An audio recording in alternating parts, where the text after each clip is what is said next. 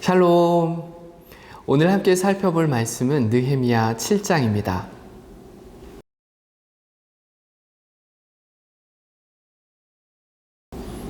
느헤미야 7장은 크게 네 부분으로 나눠볼 수 있습니다. 첫째로 성벽 완공 후, 둘째로 귀환한 사람들의 명단, 셋째로 귀한 자들의 총원과 재산 내역, 마지막 넷째로 예물 봉헌입니다. 1절부터 3절까지는 매우 중요한 사실을 담고 있기 때문에 한 절씩 함께 읽어보겠습니다. 먼저 1절입니다. 성벽이 건축됨에 문짝을 달고 문지기와 노래하는 자들과 레위 사람들을 세운 후에. 문짝을 달았다는 것은 성벽 재건 공사가 완벽히 끝났음을 의미합니다. 공사 현장에서 가장 마지막에 하는 작업이 바로 문을 닫는 일이었습니다. 공사 중에는 문을 통해 수시로 자재를 들어 옮겨야 하기 때문에 문짝을 먼저 다는 경우는 없었습니다. 이것은 오늘날 공사 현장에서도 마찬가지입니다. 이처럼 공사를 끝내고 느헤미야가 곧장 한 일은 떠들썩한 축제를 여는 것이 아니었습니다. 1절 하반절과 2절 상반절을 함께 읽겠습니다. 노래하는 자들과 레위 사람들을 세운 후에 내 아우 하나니와 영문의 관원 하나냐가 함께 예루살렘을 다스리게 하였는데. 느헤미야는 성벽이 성벽으로서 제 역할을 잘 할 수 있도록 곧장 사람을 세웠습니다. 성벽은 52일 만에 완공되었지만 보다 중요한 일은 공동체를 세우는 것이었습니다. 바른 공동체는 결코 한 사람에 의해 세워질 수 없음을 잘 알았기에 그는 사람들을 각각의 자리에 세웠습니다.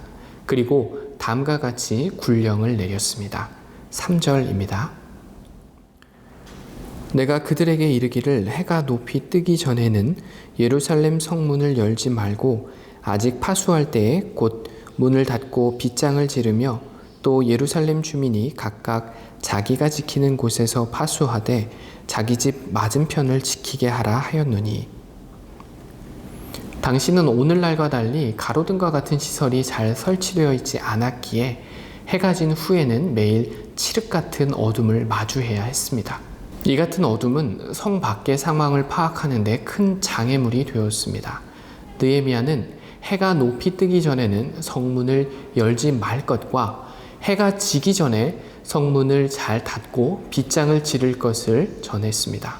또 사람들로 하여금 일부는 지정된 초소에서 일부는 집과 가까운 곳에서 경비를 서게 했습니다. 그럼에도 성읍의 크기에 비해 실제 거주하는 주민들이 적었기에 성벽을 방비하는 것은 쉽지 않은 일이었습니다. 하나님은 곧 그에게 감동을 허락하셨습니다. 5절을 제가 읽겠습니다.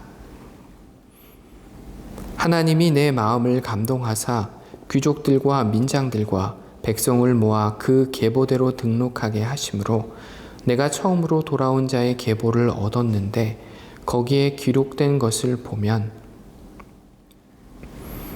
하나님은 곧 느헤미야의 마음을 감동하게 하셔서 이스라엘 공동체를 이루고 있는 세 부류, 귀족들과 민장들, 백성의 인구를 계보대로 조사하게 하셨는데 이 과정에서 느헤미야는 스룹바벨과 함께 바벨론에서 1차 귀환한 이들의 계보를 찾게 되었습니다. 6절부터 73절은 여기에 기록된 내용과 같습니다. 가장 먼저 포로기 백성들을 이끌었던 지도자들의 간추린 명부를 시작으로 다음과 같은 순서로 구분하여 백성들의 명단이 기록되었습니다.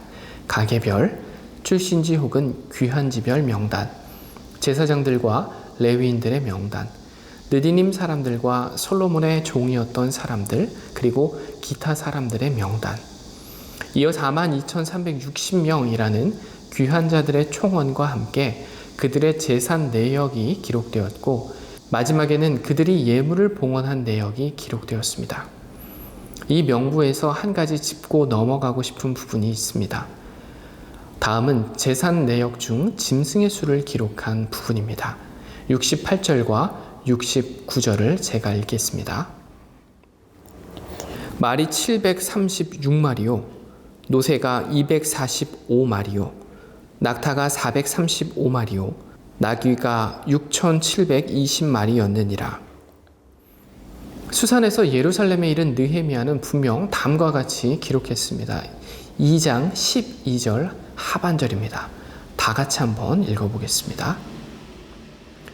밤에 일어나 몇몇 사람과 함께 나갈새 내가 탄 짐승 외에는 다른 짐승이 없더라.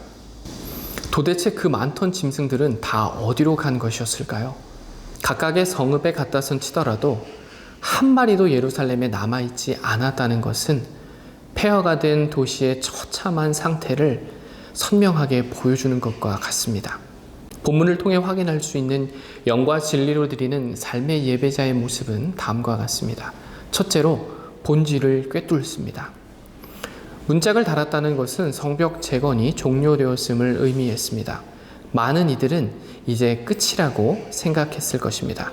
그러나 여기서부터가 시작이었습니다. 성벽 자체가 예루살렘을 파수하는 것은 아니었습니다. 이를 위해서는 사람들이 필요했고 이들이 따를 질서가 필요했습니다. 느헤미야는 문짝을 달고는 곧장 사람을 세웠고 성문을 열고 닫아야 할 때와 파수의 방법을 그들에게 가르쳤습니다. 둘째로 허락된 자리를 떠나지 않습니다. 바사에서 1차로 귀환한 42,360명 736마리의 말들과 245마리의 노새들, 435마리의 낙타와 6,720마리의 나귀들은 다 어디로 갔을까요? 폐허가 된 예루살렘을 떠난 이들을 정죄하고 싶지는 않습니다. 그러나 그들과 달리 폐허가 된 예루살렘에 이르러 그곳에 머물며 흙먼지를 마신 느헤미야만큼은 우러러보고 싶습니다. 그가 예루살렘과 함께 호흡하며 자신의 생명을 나누었을 때 다시금 백성들로 하여금 예루살렘을 바라보게 만들었습니다. 오늘 하루 삶의 자리에서 우리의 모습은 어땠는지 돌아보면 좋겠습니다. 문짝을 달고 난 후 사람을 세우고 제도의 기틀을 마련한 느헤미야의 모습은 문짝과 같은 나무로 만들어진 십자가에 힘입어 사는 우리의 모습을 돌아보게 합니다. 삶의 자리에서 십자가는 결코 끝이 아닌 시작을 의미함을 함께 기억하고 싶습니다. 하나님의 자녀로서 하나님 나라의 백성으로서 삶의 자리에서 주님과 함께 호흡하기를 힘쓸 때 우리는 비로소 이 시대의 느헤미야의 모습에 조금 더 가까워지게 될 것입니다. 기도하시겠습니다. 위로하시는 하나님, 느헤미야 7장 말씀과 함께 영과 진리로 드리는 예배 삶의 시작점에 섭니다. 문짝을 다는 것은 끝이 아닌 시작임을 깨닫게 해주심에 감사를 드립니다. 오늘 하루 주님과 함께 호흡하며 허락된 삶의 자리를 지켜내며 이 시대의 느헤미야에 조금 더 가까워지게 해 주시옵소서.